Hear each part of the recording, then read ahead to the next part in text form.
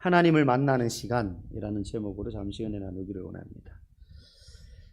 영어 격언 중에 No pain, no gain이라는 짧은 격언이 있습니다. 고통이 없으면 얻는 것도 없다. 뭐 이런 의미로 보통 이해를 합니다. 우리 제자반 1단계 성경탐구 40일 교재에 보면 이 단어가 나옵니다. No pain, no gain. 1단계 하셨던 분들은 생각나시죠? 지명 외우고 지도 외우고 뭐 반복해서 그 10개의 시대별로 외우고 책 외우고 하느라고 아마 고생하셨을 텐데, 어떤 좋은 결과를 얻기 위해서는 분명히 고통스러운 시간이 필요하다는 거예요.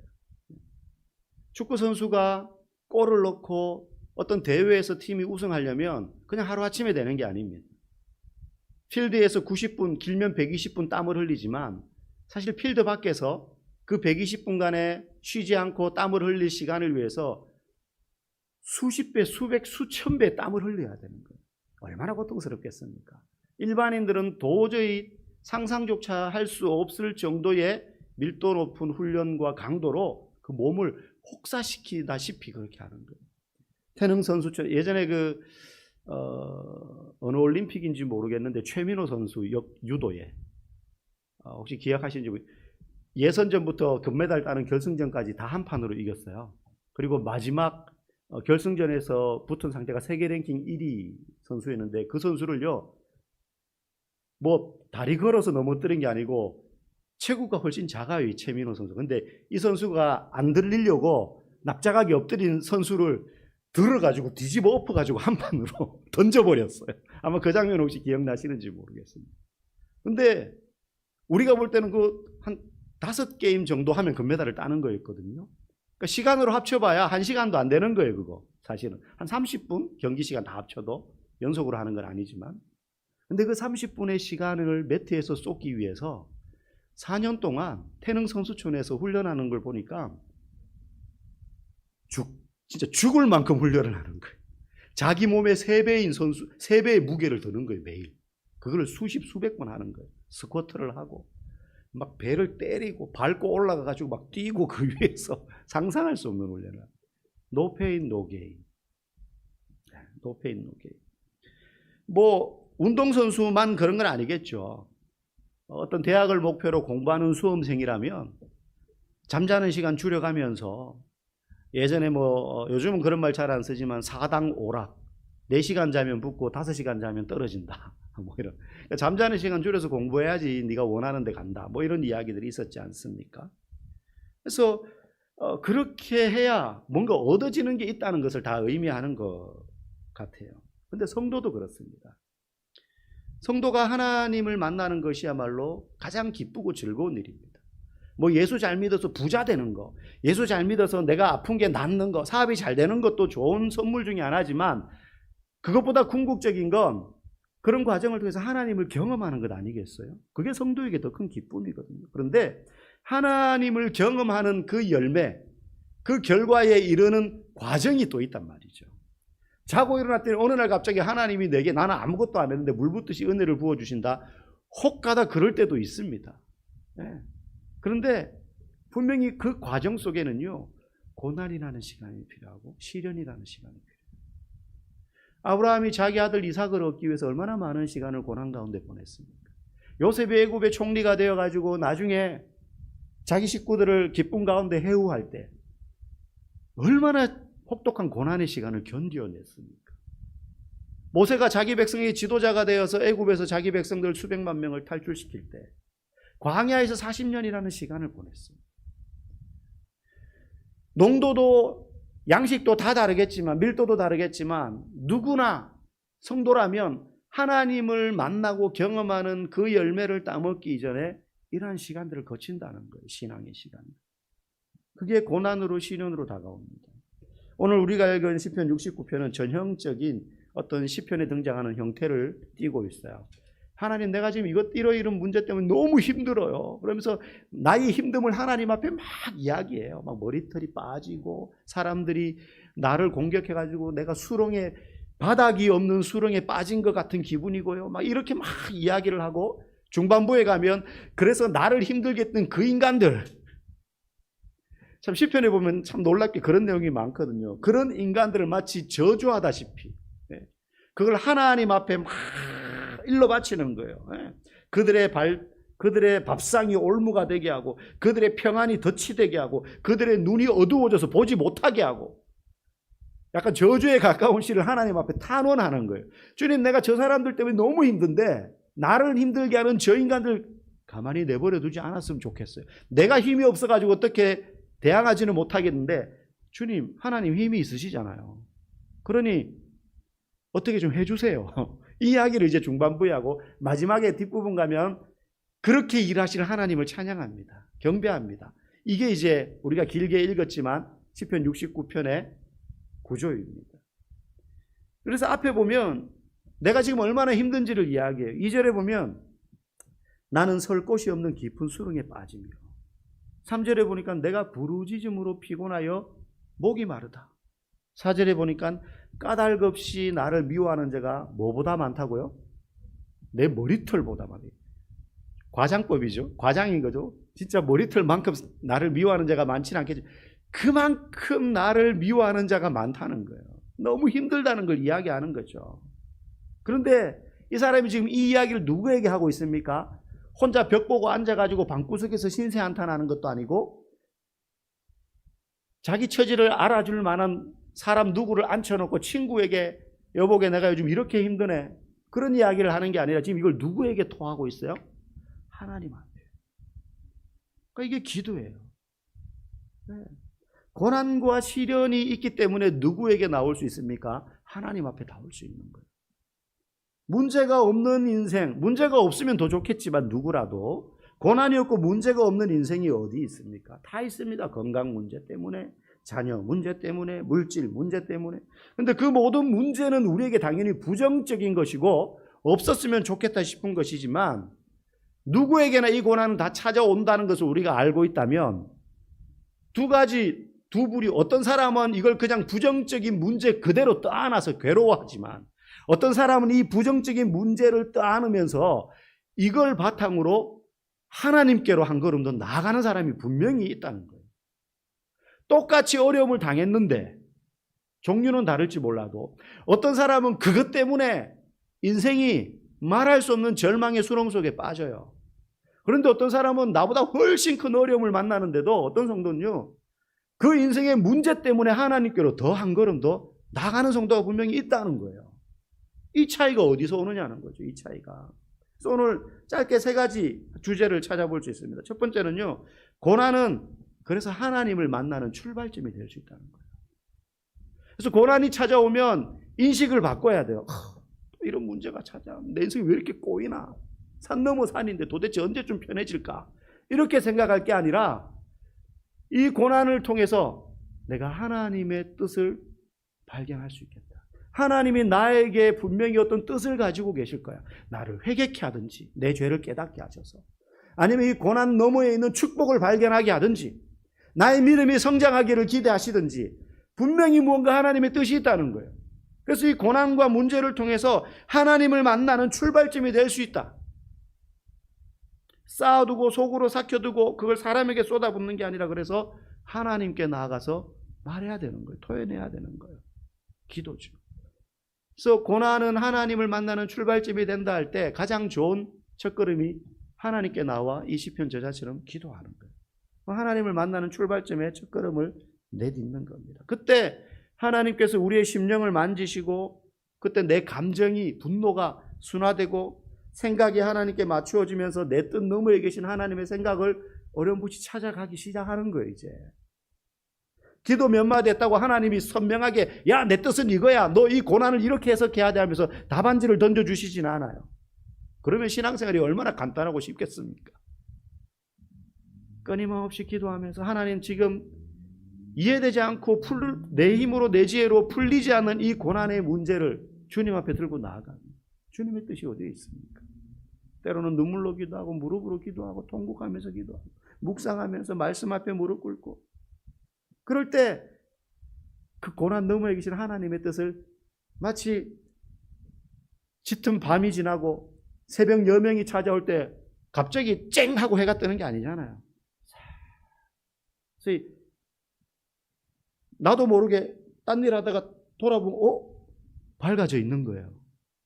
그렇게 하나님의 뜻이 내게 점점 선명해지는 것을 경험하게 되는 것입니다. 그래서 고난은 하나님을 만나는 출발점이 된다. 두 번째로 우리가 기억할 것은 우리가 그런 어려움을 만날 때에 문제 해결을 기대하지만 우리가 정말로 고대해야 될 건 문제 해결 너머에 있는 하나님을 바라보는 거예요. 여러분, 우리는 신앙을 굉장히 단순하게 생각하는 경향이 있습니다. 내가 문제를 만나면 그걸 하나님께 아뢰고 그러면 하나님은 그 문제를 해결해 주시는 분이다. 그렇게만 생각한다면 신앙을 너무너무 단순하게 보는 거예요. 하나님은 주여 내가 지금 이런 어려운 문제가 있어요. 도와주세요. 알았어. 해결해 줄게. 해결하면 끝. 너와 나와의 이제 역할은 끝. 이게 반복되는 게 신앙생활이 아닙니다. 하나님이 단순한 그런 이유로 우리에게 문제를 주실 일이 없어요. 해결해 주실 건데 금방. 그렇지 않습니다. 문제만 해결된다면 해결되면 된다는 식의 신앙은요. 마치 이번 위기만 넘기면 된다는 식의 어떤 아주 그냥 땜질식 처방과 같은 거예요. 신앙생활. 고속도로의 특정 위치에서 차들이 자꾸 타이어가 펑크가 나고 그래서 미끄러지면서 사고가 나요. 거기만 가면 그래요. 나중에 가서 보니까 포트홀이 있는 거예요. 도로가 이제 큰 홈이 파여져 있는 거죠. 항상 거기서 그런 문제가 생기는 거예요. 그러면 원천적인 처방은 뭡니까? 그걸 떼워야 되는 거잖아요. 포장을 새로 하든지. 근데 그걸 하지 않고 사고 났네. 빨리 견인차 오고 빨리 구급차 오고 그걸 계속해요. 그건 뭡니까? 땜질식 처방이죠. 계속 그걸 해야 되는 거예요. 신앙생활은 그런 일의 반복이 아닙니다. 신앙생활은요, 문제가 닥쳤으면 기도해서 주님이 해결해 주시면 끝. 이게 우리와 주님과의 관계에서 주님이 기대하시는 것이 아니라 문제를 만나고 난 다음에 이 문제가 해결되는 과정에서 우리가 하나님께로 더 우리의 시선을 맞추고 하나님을 향하여 내 마음을 더 향하도록 하는 것이 주님이 우리에게 기대하시는 거예요. 문제라는 도구를 통해서. 해결하면 끝. 그럼 이제 당분간 하나님이 필요하지 않은 것처럼 그렇게 살면 안 된다는 거예요. 그러면 나중에는 문제가 내가 원하는 때 내가 원하는 방식으로 그때그때 해결되지 않아도 뭘 압니까? 내가 지금 하나님 앞에 취해야 될 믿음의 선택은 이 문제가 해결되기만을 전전긍긍하면서 기다리는 게 아니라 이 시간들을 통해서 아까 하나님을 경험하는 과정의 시련과 고난으로 채워진다 그랬잖아요. 아브라함이든 요셉이든 모세든 다. 그것처럼 이 문제가 하나님의 뜻에 따라 해결될 줄을 믿고 나는 뭘 해야 되느냐? 그것만 해결될 것만 막 그냥 사과나무 밑에서 입 벌리고 기다리는 사람처럼 기다리는 게 아니라 하나님을 경험하고 하나님을 만나고 하나님께 내 시선을 맞추기 위해서 더욱더 내 마음이 주께로 향하도록 하는 것이 문제 앞에서 우리가 취해야 될 태도요. 하나님이 우리에게 기대하시는 거예요. 병에 걸려서 기도했는데 하나님이 고쳐주셨어요. 나으면 끝이 아니라는 거예요. 낫고 난 다음에 다시 잘못된 생활의 습관을 따라서 가면 어떡합니까? 하나님이 그 병을 낫게 해주신 거는 야, 너 이제 그만 아파라. 이게 아니에요. 이 병 나음을 통해서 누구를 만나야 돼요? 하나님을 만나야 되는 거예요. 만약에 이 병 나음을 통해서도 하나님을 만나지 않고 않을 것 같으면 오히려 병이 안 나음으로 인해서 하나님을 만나도록 하실 수도 있어요. 하나님. 왜? 하나님의 목적은 우리 병이 낫는 것만이 아니라 우리가 하나님을 만나도록 하는 것이니까. 주님을 닮아가도록 하는 것이니까. 그래서 기도했는데 병이 안 나았네. 하나님 믿을 거 못 되네. 이런 신앙은 안 된다는 거예요. 그래서 우리가 기억할 것은 믿음은 문제 해결을 넘어 그 너머에 있는 하나님을 보는 것이다. 어려움이 닥쳤을 때, 시련이 닥쳤을 때 그 시각을 가져야 됩니다. 마지막으로 오늘 본문 속에서 우리가 발견할 수 있는 진리는 하나님은 나를 위해서 수치당하시는 것을 개의치 않으시는 분이다. 우리는 하나님을 대체로 먼데 계신 분으로 생각합니다. 왠지 예수님은 조금 더 가까운 것 같아요. 근데 하나님은 적어도 예수님은 우리는 예수님을 육신의 눈으로 못 봤지만 그 당시에는 예수님을 본 사람이 많이 있잖아요. 예수님 당시에. 근데 하나님은 아무도 본 사람이 없거든요. 그러니까 왠지 하나님은 뭔가 좀 상상 속에 존재하시는 분 같고, 믿음으로 우리가 하나님을 믿지만 보이지 않는 저 높은 데 어디 계셔서 우리를 굽어 살피시는 거룩하신 분, 뭐 이런 느낌을 좀 가지는 것 같아요. 일단 안 보이니까. 네. 그래서 그 하나님은 우리의 행위에 대해서 크게 관심이 없으시지 않을까 이런 생각이 들 때가 있죠. 그래서 하나님을 두려워하지 않을 때가 있는데, 그분은 창조주고 우리는 피조물이니까 뭔가 굉장한 질적인 차이가 있기 때문에 우리처럼 유치하게 삐지고 뭐 죄짓고 뭐 못한다고 막 정죄하고 비난하고 뭐 그런 분은 아니지 않냐. 물론 하나님 우리처럼 유치하게 그런 행동을 하시는 분은 아니시죠. 그러나 그렇다고 해서 하나님이 저 높은 곳에 계셔가지고 정말로 거룩하시기만 하셔서 손에 물 한 방울 안 묻히시고 옷에 먼지 한 톨 묻지 않는 그런 모양으로 깨끗하게 거룩하게만 멀리서 계신 분이 아니에요. 무슨 이야기냐? 오늘 본문 6절 7절 말씀 한번 볼까요? 같이 읽어보겠습니다. 주 왕군의 여호와여, 주를 바라는 자들이 나를 인하여 수치를 당하게 하지 마옵소서. 이스라엘의 하나님이여, 주를 찾는 자가 나로 말미암아 욕을 당하게 하지 마옵소서. 내가 주를 위하여 비방을 받았사오니 수치가 나의 얼굴에 덮였나이다. 아멘. 내가 당하는 괴로움과 고난 때문에 다른 성도들이 수치를 당하지 않기를 기대해요. 우리 그런 기도할 때가 많잖아요. 자녀를 위하여 기도할 때 머리가 될지언정 꼬리가 되지 말게 하시옵고. 예전 저희 부모님이나 어른들은 그런 기도 많이 하셨어요. 대표 기도할 때도요, 앞에 나가셔가지고 우리 자녀들이 세상에 나가서 머리가 될지언정 꼬리가 되지, 그러니까 지도자가 되고 잘 되고 뭐 이런 기도죠. 좋은 기도긴 하지만 성공하고 앞장서고 뭔가 모범이 되고 뭐 이런 이제 그런 것들을 바라는 거죠. 그리고 성공하기를 바라고 뭔가 세상 사람들이 볼 때도 나은 사람이 되기를 바라는 어떤 그런 이제 기대가 있습니다. 그런데 오늘 이 사람도 이 시편 저자도 그런 마음이 있어요. 나 때문에, 내가 예수 믿는데 그것 때문에 어려움을 당해요. 그것 때문에 나는 괜찮은데 다른 성도들이 수치를 당하지 않도록. 저 사람은 그렇게 열심히 예수를 믿는다면서 왜 지금 삶이 저 모양 저 꼴이냐? 왜 저렇게 날마다 아프냐? 왜 저렇게 날마다 경제적으로 어려운 문제가 생기냐? 왜 사기를 당해가지고 재산을 다 날리? 덕이 안 될 수 있잖아요. 이제 그 기도하는 거예요. 나 때문에 주를 바라는 자들이 수치를 당하지 않게 하옵소서. 이스라엘의 하나님이여, 주를 찾는 자가 나로 말미암아 욕을 당하지 않게 하옵소서. 그리고 또 무슨 이야기를 하느냐? 내가 주를 위하여 비방을 받았습니다. 내가 지금 이런 수치와 모욕을 당하는 게 주님을 위하여 신앙생활 하다가 당하는 고난 아닙니까? 내가 주를 위하여 수치를, 오늘 시적인 표현으로는 수치가 나의 얼굴을 덮었나이다, 이렇게 이야기해요. 그런데 성경을 가만히 읽어보면 우리가 주님을 위하여서 신앙생활 하다가 어려움을 당하고 고난을 당할 때에 그것이 주를 위하여 내가 받는 순환이요 수치라고 생각할 수가 있지만, 사실 하나님께서 먼저 우리를 위하여 수치를 당하셨거든요. 우리가 하나님을 찾기도 전에 하나님이 자기 아들 예수 그리스도를 이 땅에 보내셔서 우리의 죄로 말미암아 영원토록 우리가 받아야 될 수치와 모욕을 당하셨어요. 그분이 십자가에서 우리가 맞아야 될 뺨을 대신 맞으셨고, 우리가 당해야 될 침뱉음을 대신 당하셨고, 우리가 느껴야 될 옷벗김의 수치를 당하셨어요. 옷벗김의 수치를 당하셨어요. 그 옷을 갈기갈기 찢어서 나눠갔어요.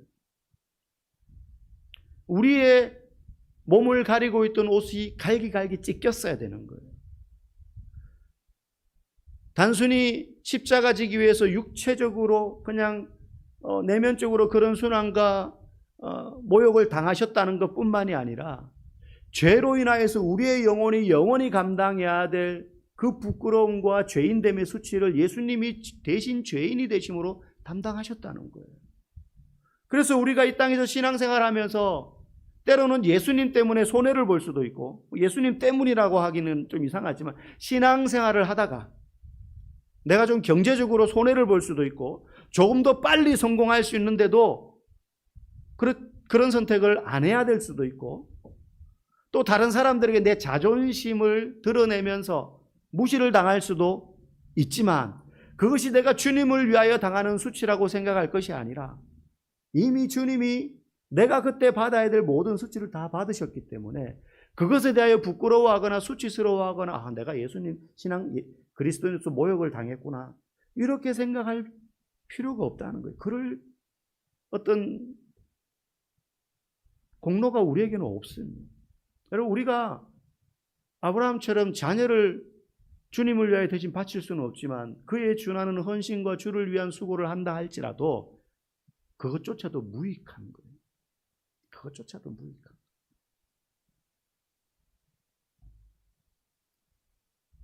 우리 가운데 아픈 분들이 있고 문제로 인하여서 울고 계신 분들도 있을 수 있고 어려운 가운데 있는 분들 있을 수 있지만 오히려 그 고난의 시간이 하나님을 만나는 시간이 되기를 간절히 소망합니다. 문제가 하나님을 만나는 출발점이 될 수 있다는 사실을 기억하십시오. 그래서 때로 기도하는데도 내 뜻대로 내가 원하는 시간에 내가 원하는 결과대로 응답이 되지 않는 것 같이 느껴질 그때에도 하나님이 나에게 기대하시는 바는 그런 순간에도 여전히 주님을 바라보기를 원하신다라는 사실을 여러분 꼭 기억하시기를 바랍니다. 또한 우리를 위하여 먼저 수치를 당하신 그 예수님이 계십니다.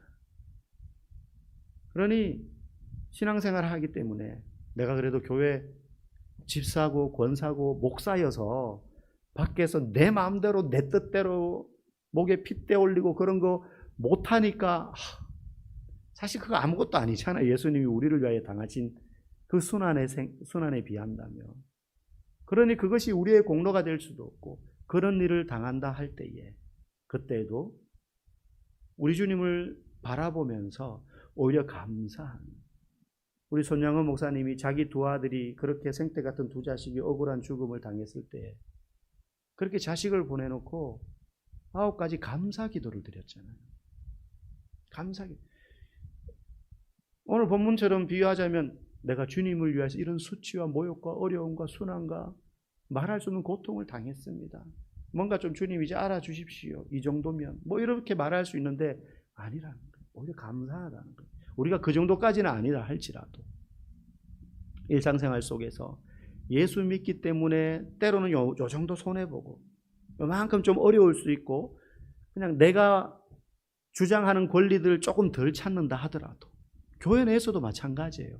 내 목소리가 조금 적어진다 할지라도 언권이 그럼에도 불구하고 주님 앞에서 나는 무익한 자인 줄 알고 오히려 감사함으로 우리를 위하여 수치당하신 그 주님 앞에 우리의 마음을 온전히 드리며 문제 앞에서도 하나님을 만날 수 있는 저와 여러분 되기를 간절히 축복합니다. 기도하겠습니다.